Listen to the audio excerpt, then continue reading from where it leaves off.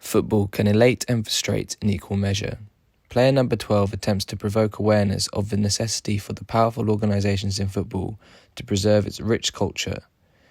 In an accelerated age of technological modernity, current forms of broadcasting does little to engage the fan and provide meaningful forms of participation. As a result, traditional fan culture has suffered, risking its end.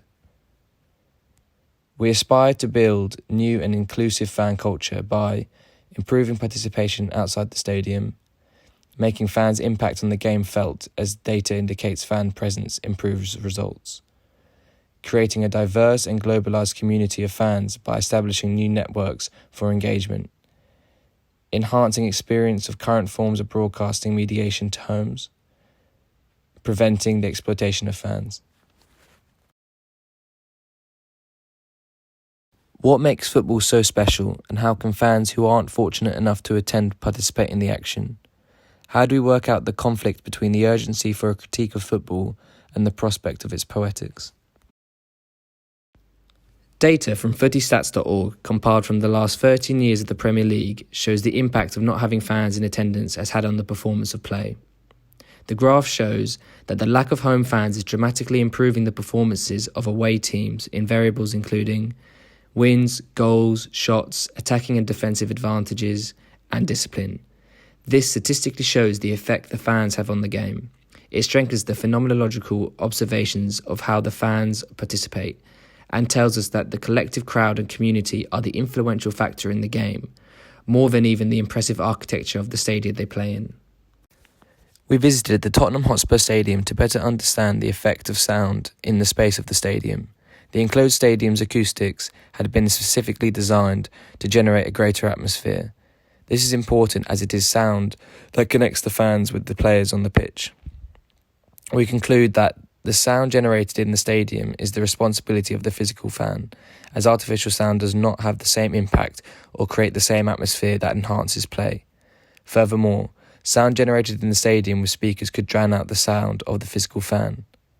Therefore, we suggest a new form of network which connects the virtual fans to the physical fans directly, rather than the virtual fans connecting with the game directly. Peter Sloterdijk defines his concept of foam as consisting of co-isolated associations of bubbles. Inspired by this notion, the new network we propose extends the stadium, connecting those who cannot be present with the present physical fans. By doing so, the virtual fan's role becomes that of a motivator for the physical fans, in turn improving the atmosphere in the stadium as well as allowing the fan at home to affect the game remotely.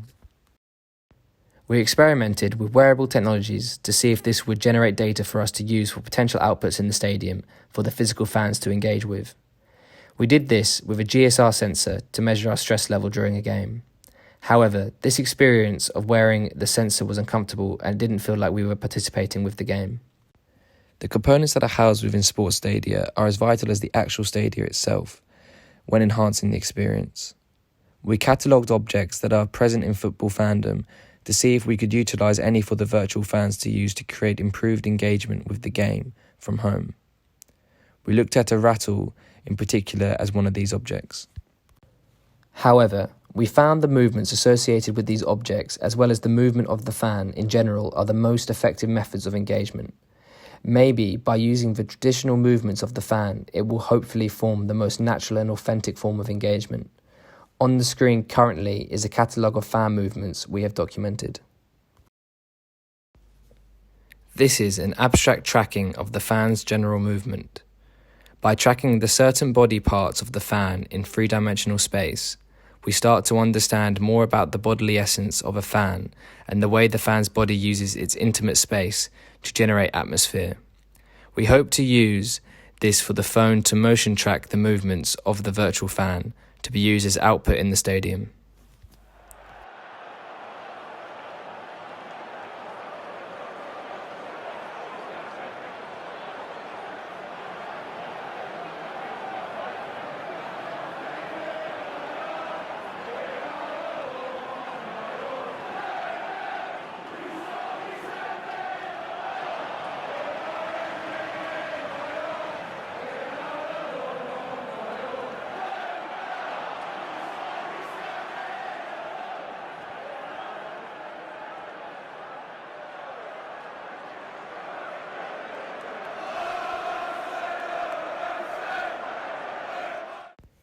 As stated in our network description, our plan is for the non-present fans to motivate the present fans remotely. We have started to experiment with the stadium through its seats and have modelled objects that could potentially be added. Furthermore, we simulated how these objects would work in the stands by recreating the stadium environment. The experiments concern an array of philosophers' understanding of atmosphere. For example, Giovanni Palaima touches on it as a multisensory experience, and Gernot Bohm regards peripheral movement as an integral aspect. Whilst we show the experiments, examples of different fan movement we think could be used to generate this engagement will also be shown. This experiment involves LED strip lights. When the lights turn red, it indicates to the physical fan that the virtual fan wants them to get behind the team. When green, the virtual fans are content with the performance and are happy with the team. This visual experience would be translated to the home team, as they will see the stadium glow in the mood of the virtual fan. To note, the dimming of the light is used to showcase the colour change. Similar to the lights, when the card pops up, it translates to the fan to get behind the team. The collective action of this would be to resemble a tifo, whereby the virtual fans create a visual display to encourage the play. However, this could potentially be hard to see in the peripheral during a game. Here, using the phone, the physical fan can see the virtual fan watching the game, as the virtual fan can see the physical. We found this was less effective in conducting the physical fan, as it acted more as a distraction, but was a more intimate experience with the virtual fan. This was a more haptic experience with the intent of literally feeling the non-present fans. To note, this was an abstraction of what it would be like if you could feel the vibrations of the virtual fans. Though it wasn't a working experiment, we feel it has the potential and wanted to visually show its implementation. The printable scarf experiment aims to physically manifest the virtual fan. By using non-ink methods of printing, the non-present fan will be able to send a message, design, emotion, or perhaps movement to the stadium that can be printed and displayed by the physical fan.